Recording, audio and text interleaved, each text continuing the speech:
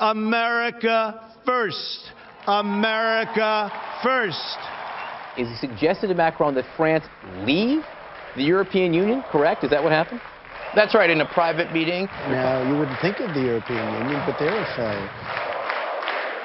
Joe Biden has won the American presidential election, beating Trump's divisive rhetoric to become the 46th president of the United States. With a radically different worldview than his predecessor, Joe Biden is faced with the challenging task of rebuilding America's alliances in a world where multilateralism is crumbling. American credibility across the world has been left in tatters by Trump, with favorable opinions of the USA among its allies in the low 30s.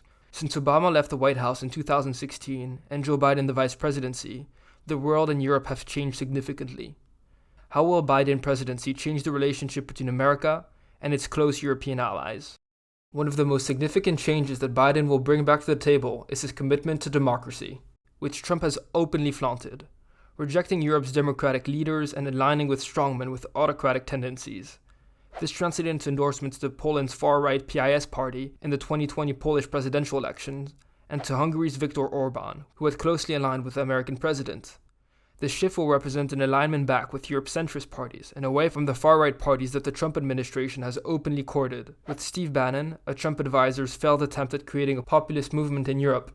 Trump-affiliated people have even funded Europe's far-right movements and culture wars, funneling millions of euros to the parties. Joe Biden will keep these populists at arm's length, which will bring about a new geopolitical order in Europe. Eastern Europe's autocratic rulers will not be able to play the America card when in trouble anymore, and rely on a like-minded person in the White House. This is particularly true of Viktor Orban, who has openly endorsed Donald Trump, and now finds himself butt naked in the aftermath of the election. This is also true of autocrats outside the European Union, with Trump having tolerated and even openly welcomed Russian and Turkish aggression in the European neighborhood. Having a more traditional view of America's alliances, Biden's America will be much less likely to give Turkey free rein to bully its way around in the Eastern Mediterranean, whether it be in Libya, Syria, or in the Aegean Sea. It is likely that the USA might put additional pressure on Turkey, which Biden, like most of the American defense establishment, believes crossed the line by purchasing a Russian S-400 missile system. America's change in stance is particularly important with regards to NATO, which French President Emmanuel Macron has described as brain dead because of doubts over whether the USA would intervene to defend its European allies. By standing up more firmly against Russian aggression, Biden would reassure his European allies and put new wind into NATO's sail, perhaps even revitalizing its purpose for the 21st century. On the campaign trail, Joe Biden hasn't hesitated to make commitments to American allies for American support. I want to make it absolutely clear to all the people in the Baltic states. We have pledged our sacred honor, the United States of America, our sacred honor to the NATO treaty and Article 5.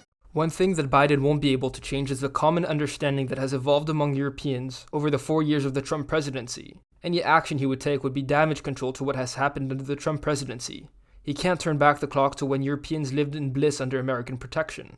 The European Union has started talking about strategic autonomy and the idea of European sovereignty, which is a foreign policy doctrine to be as much independent of the USA as China with regards to foreign affairs and trade.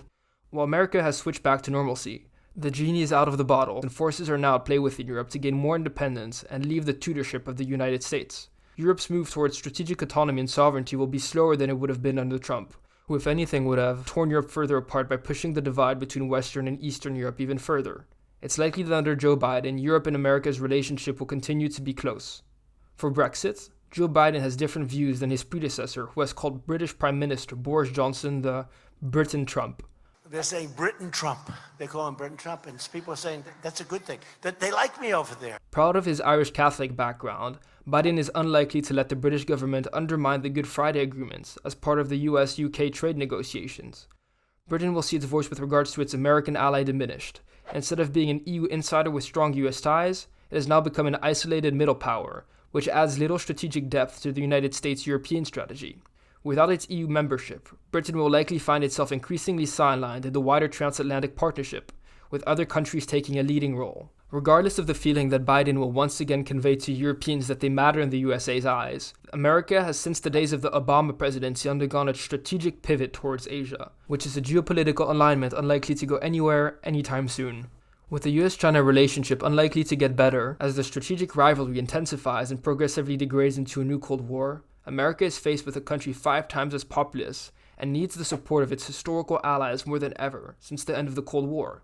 Instead of being one of the main hotspots of confrontation, like it was during the First Cold War, Europe is likely to be more on the sidelines of this conflict, with most of the action taking place in the Pacific. Biden's America will just want to ensure that Europe does not fall into China's hands. To conclude, the US has severely damaged its credibility under Trump and undermined its European alliances. Now, Joe Biden has a chance to rebuild American credibility and refresh America's partnerships. Yet going back in time is impossible. Europe has come to the realization that it must rely more on itself, that will not go away in the future. This was Intereurope. Thanks for watching. Make sure you like, comment, and subscribe for the latest updates on European news.